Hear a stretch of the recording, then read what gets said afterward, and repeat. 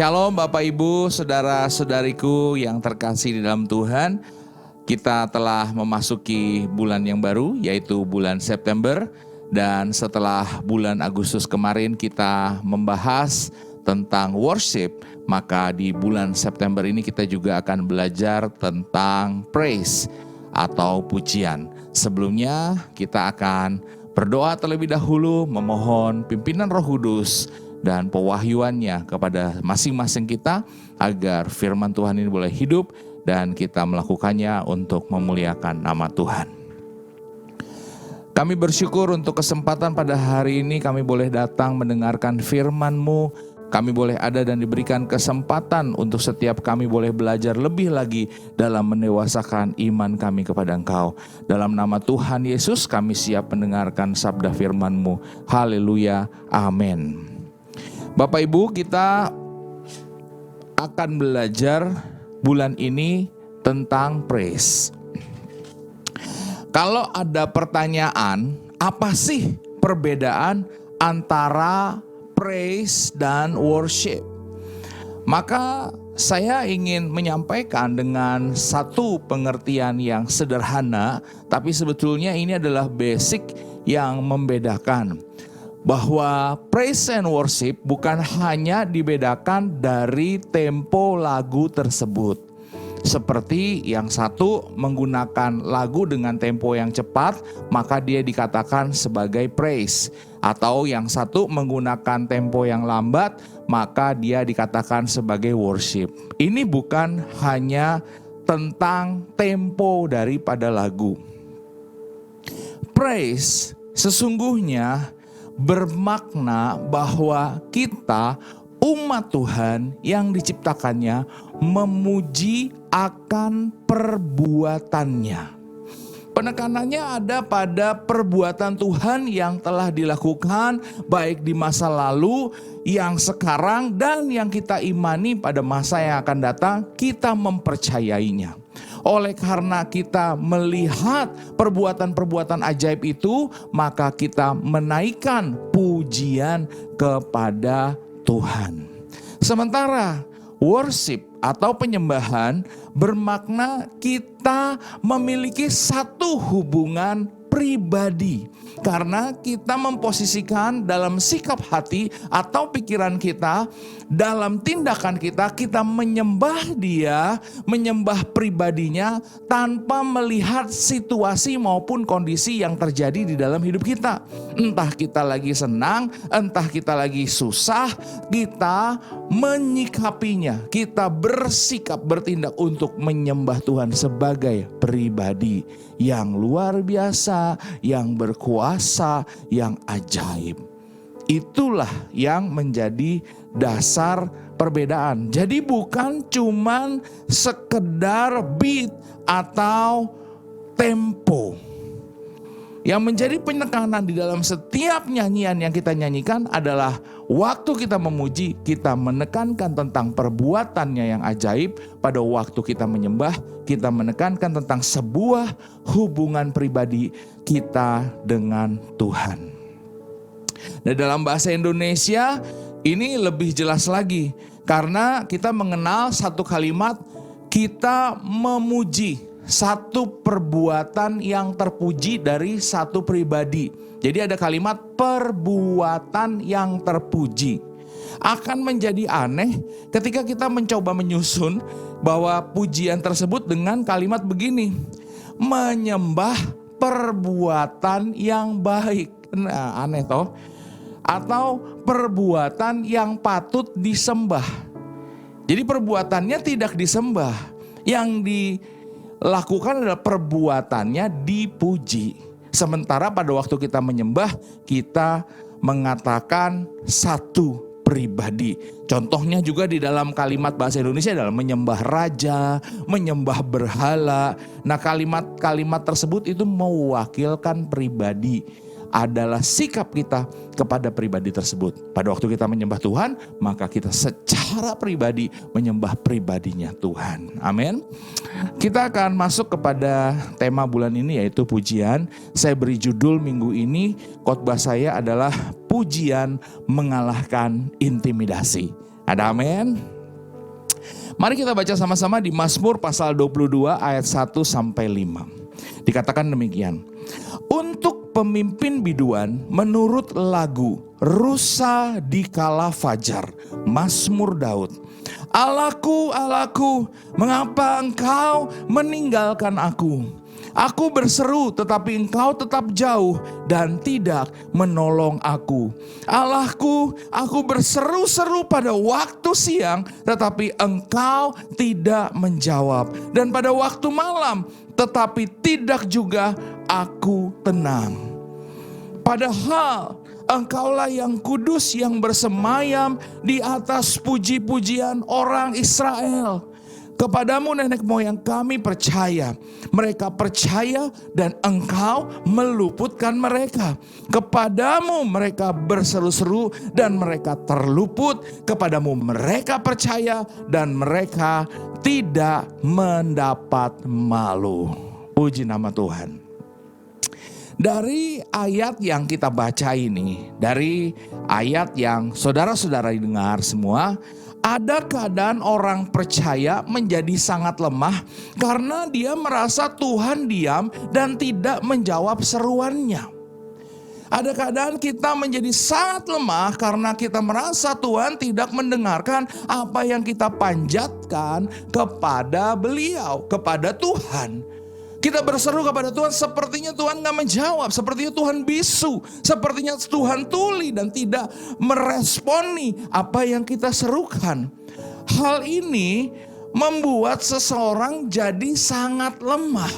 Hal ini membuat seseorang menjadi terintimidasi karena dia kehilangan tempat berpijak, kehilangan berpegang atau pegangan yang menguatkan dia dari situasi dan kondisi yang sementara sedang dia hadapi. Entah masalah pekerjaan, entah masalah keluarga, entah masalah pelayanan, masalah sekolah. Dia merasa terintimidasi karena Tuhan gak menjawab seruannya. Tuhan, gimana kerjaanku, gimana keluargaku, gimana pelayananku, gimana studiku Tuhan. Waduh, dia benar-benar gak punya tempat pegangan.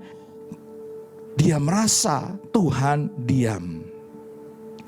Nah, untuk melalui situasi ini yang kebanyakan bagi anak-anak Tuhan, bagi orang percaya akan membawa dia terseret karena semakin lemah, kehilangan pengharapan, kehilangan kepercayaan, kehilangan iman. Nah, Daud memberikan satu formula kepada kita orang percaya agar semangat di dalam diri kita ketika situasi ini kita alami, di mana hampir bisa dipastikan ketika kita masuk dalam perjalanan kedewasaan rohani kita akan ngalami ini. Kita akan ngalami sepertinya Tuhan diem. Kita akan ngalami sepertinya Tuhan tidak berespon terhadap seruan-seruan kita. Dan kalau boleh jujur, saya sepertinya juga jadi lemah, kehilangan semangat. Nah, Daud memberikan formulanya. Daud memberikan seperti cara untuk mengatasi kelemahan-kelemahan oleh karena situasi yang kita diizinkan Tuhan alami. Sepertinya Tuhan tidak menjawab seruan kita. Daud menjelaskan di dalam pasal ini. Dia menceritakan bagaimana dirinya bisa bangkit kembali agar tenaganya bisa ada lagi untuk menolak dan mendorong tekanan-tekanan intimidasi yang masuk dalam pikirannya, yang mungkin terdengar dari telinganya. Oh, Tuhan gak menjawab kamu. Pikirannya juga aduh, Tuhan gak jawab saya, kenapa ya? Apakah saya banyak dosa? Apakah saya seperti apa? Jadi ada intimidasi yang terus melemahkan. Namun Daud bisa membangkitkan dirinya kembali tetap semangat. Daud bisa membuat dirinya tenaga yang tetap ada untuk mendorong semua tekanan pikiran-pikiran itu. Nggak bisa. Dia punya satu cara. Dan caranya ini dibagikan kepada kita, yaitu melalui pujian. Perhatikan di ayat yang keempat. Di saat Daud merasa lemah tak berdaya, dia memutuskan untuk menaikkan pujian. Ingat tadi saya katakan ya, pujian dinaikkan oleh karena kita mengatakan perbuatannya yang hebat. Ayat 4 kita baca kembali. Dia berkata, padahal Engkaulah yang kudus, yang bersemayam di atas puji-pujian orang Israel. Jadi mengatakan satu perbuatan Tuhan, bahwa Tuhan itu waktu kita memuji, dia bersemayam di atas pujian. Artinya apa? Tuhan tinggal, Tuhan duduk di situ. Maka kalau Tuhan duduk dan tinggal di situ, kuasanya bisa disalurkan kepada kita sesungguhnya. Jadi Daud mempercayai kondisi ini. Di saat dia merasa lemah tak berdaya, dia mengingat bahwa Tuhan yang bertahta di atas pujian umatnya. Tuhanlah yang hadir bagi setiap orang percaya. Nah, ketika dia mulai menyuarakan hal ini, mulai keluar pujian kepada Tuhan. Pujian yang pertama yang dia katakan, bahwa Tuhan bersemayam di atas pujian umatnya. Saudara, bersemayam artinya duduk dan tinggal. Saya ingat pada waktu saya kecil dulu, saya punya opa, ya, jadi orang tua dari papa saya.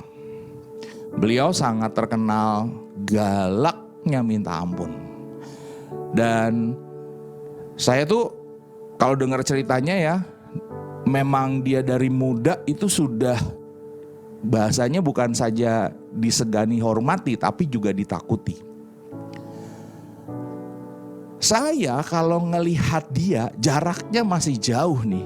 Saya mau masuk ke rumah ya, kayak dari depan gereja sampai ke belakang, opa tuh ada di belakang. Dia duduk, saya ngelihat dari situ jaraknya. Ya kira-kira ada sekitar 30 meter saya ngelihat. Dia duduk, saya udah gemeteran loh. Saya udah rasanya kalau ada beliau tuh, ada opa saya, kita udah takut semua. Belum dia bersuara apa-apa, belum dia berbuat apa-apa. Pujian yang keluar dari Daud menyatakan bahwa Tuhan bersemayam, duduk dan tinggal. Nah, ini opa saya aja bisa begitu. Kalau kita tahu Tuhan adalah Tuhan yang menguasai, yang menciptakan, yang membuat segala sesuatu dalam dunia ini, kita itu bisa merasakan ketenangan oleh karena kuasanya. Inilah yang dikatakan dari Daud. Daud memuji sebuah perbuatannya. Tuhan yang bersemayam dan duduk itu bagi Daud cukup. Dia ada tinggal, wow, ada Tuhan aman. Yang jahat-jahat, yang gelap-gelap semua gak akan bisa tahan kalau ada Tuhan di situ. Itu yang Daud katakan. Yang kedua, Daud mengatakan perbuatannya Tuhan itu meluputkan umatnya. Saudara-saudara, Tuhan yang meluputkan dari bahaya, dari mara bahaya dan maut. Daud teringat kepada cerita bagaimana bangsa Israel diluputkan dari mara bahaya, dari maut, dari perbudakan. Dia ingat, oh ya, di Tuhan yang meluputkan nenek moyangku. Sejarahnya demikian, saudara-saudara. Saya beberapa hari lalu, saya mau saksikan bagaimana Tuhan meluputkan anak-anak saya, kedua-duanya, Jeremy dan Nadia, dari bahaya, dari maut. Mereka kecelakaan pada Selasa malam. Motor yang dibawa oleh Jeremy sambil membonceng adiknya Nadia menabrak mobil. Kalau saya lihat mobilnya, kalau saya lihat motornya gitu, mungkin beberapa dari saudara punya kesempatan untuk lihat gitu ya. Kayaknya gini, wah ini kayaknya parah lah gitu. Orang bertanya sama saya begini, dimarahin pak anaknya, hancur pak motornya, mobilnya hancur, dimarahin gitu. Saya pada waktu ketemu Jeremy, saya langsung peluk dia. Saya gak ketemu Nadia karena Nadia langsung dibawa ke rumah sakit. JJ yang masih nunggu di situ, menunggu saya datang. Saya hanya berjarak dari kejadian sekitar 15 menit. Jadi saya datang ke tempat kejadian dan waktu saya langsung peluk dan dia menangis. Dan saya bilang, kamu gimana? Perut saya sakit kata. Tapi Nadia dia berpikir tentang adiknya. Waktu saya lihat saya hanya begini, Tuhan terima kasih Engkau telah meluputkan mara bahaya, Engkau telah meluputkan maut daripada kedua anak-anakku. Saudara, bagaimana pujian itu keluar dari perbuatannya Tuhan? Kita melihat seperti begitu. Bagian yang ketiga yang dilakukan Daud adalah bahwa Tuhan yang menyingkirkan rasa malu. Kita baca ya ayatnya. Kepadamu mereka berseru-seru dan mereka terluput. Kepadamu mereka percaya dan mereka tidak mendapat malu. Apa yang membuat rasa malu manusia yang disingkirkan Tuhan? Yang pertama, kita diangkat dari malu karena kegagalan. Tuhan menyatakan perbuatannya dan kita melakukan pujian kepada Dia karena Tuhan telah membawa kita dari kegagalan kepada keberhasilan. Harusnya saya hancur, harusnya saya bangkrut karena ditipu, dibohongi. Harusnya saya nggak bisa kemana-mana karena terjerat hutang dan lain sebagainya. Tidak ada sponsor atau dukungan, tapi Tuhan meluputkan dan membuat saya tidak mendapat rasa malu. Artinya apa? Hal tersebut yang memalukan disingkirkan Tuhan, saudara-saudara. Pujian seperti inilah yang dinaikkan Daud. Sehingga pujian tersebut mengalahkan intimidasi yang dirasakannya. Dia merespon situasi yang dihadapinya dengan menaikkan pujian bagi Tuhan. Saya mau akhiri dengan ini, Bapak Ibu Saudara-saudara. Berapa dari kita yang merasa kita sepertinya berhadapan dengan situasi Tuhan lagi diem, Tuhan lagi gak bicara, Tuhan kayaknya gak denger seruan kita. Padahal kita udah berseru, mungkin kita udah puasa, kita udah menyembah sungguh-sungguh, wah Tuhan tolong. Tapi kok sepertinya saat inilah kita mesti pindah gigi, kita menaikkan pujian, melakukan satu statement yang mengatakan bahwa perbuatannya ajaib. Karena ketika kita membiarkan hal itu, kita bisa terus turun kepada keadaan lemah, keadaan kehilangan pengharapan. Mengapa orang percaya kehilangan pengharapan, kehilangan iman, kehilangan kekuatan untuk bangkit dan tenaga untuk mendorong semua intimidasi? Sedianya formula ini sudah disampaikan oleh Daud. Kita perlu menaikkan pujian kepada Tuhan bahwa perbuatannya ajaib. Di masa lalu Tuhan hebat perbuatannya, di masa sekarang Tuhan hebat perbuatannya. Dan saya sangat percayai, saya sangat meyakini bahwa di masa yang akan datang juga Tuhan akan menyatakan perbuatannya yang hebat. Mari sama-sama kita boleh berseru kepada Tuhan. Saya mau ajak kita 1-2 menit untuk mulai di mana Bapak Ibu Saudara-saudari berada, menaikkan pujian. Bukan masalah suara. Beberapa waktu lalu saya bilang bukan masalah suara ya, tapi bukan masalah merdunya, tapi masalah suara yang keluar. Mau sumbang kayak mau gimana, tapi kita angkat sebuah pujian kepada Tuhan. Mari kita naikkan pujian kita kepada Tuhan. Tuhan, terima kasih, Engkau Tuhan yang ajaib. Katakan saudara-saudari, di mana saudara-saudari berada, katakan Tuhan ajaib, Tuhan hebat, Tuhan yang menolong, Tuhan yang meluputkan, Tuhan yang membebaskan dan memerdekakan dari segala situasi yang kami alami. Tuhan yang membuat kami boleh keluar dari permasalahan-permasalahan yang menjepit. Tuhanlah yang menyelamatkan Daniel, Tuhanlah yang menyelamatkan Musa, Tuhanlah yang menyelamatkan Daud. Maka Tuhan juga akan menyelamatkan kami. Kami mempercayainya. Tuhan, aku berdoa kepada setiap saudara-saudariku ketika mereka mulai menaikkan pujian kepada Engkau, berseru akan perbuatan-perbuatan-Mu yang ajaib Tuhan. Biar kuasa dari tempat yang maha tinggi, energi Tuhan, pengurapan, kekuatan yang baru mengatasi segala kelemahan, segala intimidasi, segala tekanan dalam nama Yesus Kristus.